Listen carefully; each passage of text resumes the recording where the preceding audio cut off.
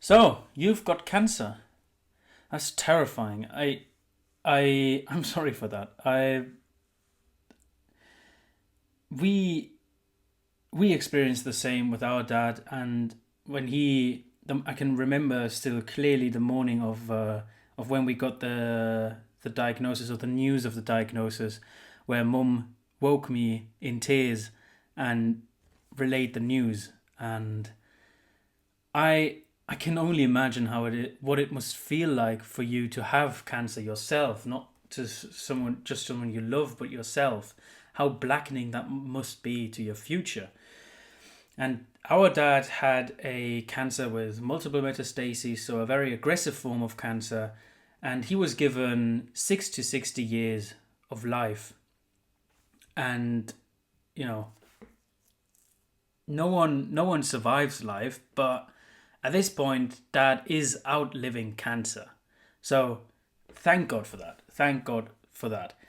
Because, yeah, I neither Cedric or I had have enough of Dad, and very grateful that he's with us. But how is this possible? How did Dad survive? Well, I mean, doctors just accepted his fate as a cancer patient, that he was doomed to die or fated to die. I think that's very normal in as doctors go in oncology, just simply because of the field. There is no cure or medicinal cure to cancer. There seems to be a way to outlive cancer. Whether that's a cure, whether that's just winning against cancer, hard to say. Obviously, Cedric and I didn't accept Dad's fate because we still want him to get to see his grandchildren, and he kind of hasn't fulfilled that yet. So we got to work scouring the literature, and we developed the mosaic method kind of in scouring the literature, helping Dad use the knowledge we found in the literature, and then kind of get feedback from Dad of the execution and develop the mosaic method from there. We've also improved the mosaic method henceforth by applying it to another cancer patient that will remain nameless at this point. Yeah, but we were incredibly lucky, because we are both students. Me, Merlin, and my brother Cedric. We're both students of molecular biotechnology, so we can actually read the literature and understand it, and understand what it means and what that could signify in ways of treating cancer or helping the body fight cancer, let's put it that way. And most people just aren't that lucky, right? Most people didn't study molecular biotechnology, and this is precisely the reason why Cedric and I founded Marchwood, where we help cancer patients such as yourself with overcoming cancer and outliving the diagnosis, and getting to die from a different cause of death than cancer, and clearing up that black wall in your future, and breaking that down and showing you that there is still life to live, and that you can reclaim your life and outlive your diagnosis and outlive your disease, and actually thrive, just like Dad is doing right now, and just as we're doing with another patient. Now, this mosaic method that we have developed in helping Dad has 7 simple steps. The first of these steps is to eliminate all carbohydrates. The second is to eliminate all glutamine and glutamate. The third is to maximize fat consumption. The fourth is to supplement vitamin D3 and omega-3 fatty acids. The thing here I have to say is a caveat with the omega-3 fatty acids, because they shouldn't be supplemented forever. They're more of a short-term corrective measure for past malnourishment, if that makes sense. They're not a supplementation strategy that should be kept up, and this does not apply to the other supplementations or other supplements. These should probably just be taken until the cancer is gone. And this includes vitamin D3. And of course, step 5, which is EGCG and curcumin. Both are specific plant compounds, one found in green tea especially, and one in turmeric. And these plant compounds have anti-cancer actions and various other things that will be explained down the line. Then we want to eliminate oxalates and alcohol and other pro-inflammatory substances, such as prolamines and lectins, which are found in maize, in wheat, in oats, in legumes, and in beans. And then, of course, we have the more cliche part, which is to keep a positive mind. Now, all of these 7 steps will be explained in depth with the background science of what they attack in cancer, but also of how to implement them in your life in different videos, because otherwise this would get way too long for the first video on the channel. But the 7th step, of course, is the hardest one. Even though it seems simple, keeping a positive mind is extremely difficult, especially, as I've stated already, when you have that black wall in your future and you're just not sure what anything means anymore and how your tomorrow looks. Where, I mean, most of our lives we assume that we have another day, that we have a tomorrow, and once you get that diagnosis, you're kind of reminded of the fact that we all die, and that can be a very difficult thing to be reminded of, especially with such a bad prognosis as cancer gives us. Yeah, I mean, again, this keeping a positive mind is certainly the most difficult part, but it's extremely important. I mean, we do in modern clinical trials, we test medication against the placebo effect, and the placebo effect is nothing else but the power of the mind to heal the patient. So we know that the mind and keeping a positive mind is extremely, extremely important in healing. Now you might ask, why 7 steps, or why these 7 steps? One reason for the 7 steps is that 7 is just a nice number. It's a prime number. It's well memorable, and it fits because each of these 7 steps is kind of a combination of action and attack point or attack vectors against the cancer cells. So this is why we settled on these 7 steps. And of course, it is these 7 steps because these have worked. And beyond having worked, they also arise from scientific literature and scientific research, which is all sourced or all referenced on our page and in our Mosaic Guide, which will be below. And to understand all of this, to understand how they attack cancer, we need to first understand some of the anatomies of cancer, some of the ways in which cancer cells differ from normal cells, and then we can go in future videos to the 7 steps and understand how they attack this anatomy. To understand anatomy, I first want to take a look at here a picture or a sketch of a normal eukaryote cell, and our cells are eukaryote as mammalian cells are. And these eukaryote cells have various structures. 5 of these structures I want to highlight. Now, they have way more than that, they're way more complex, but I've simplified it to these 5 because they are the most important to the discussion.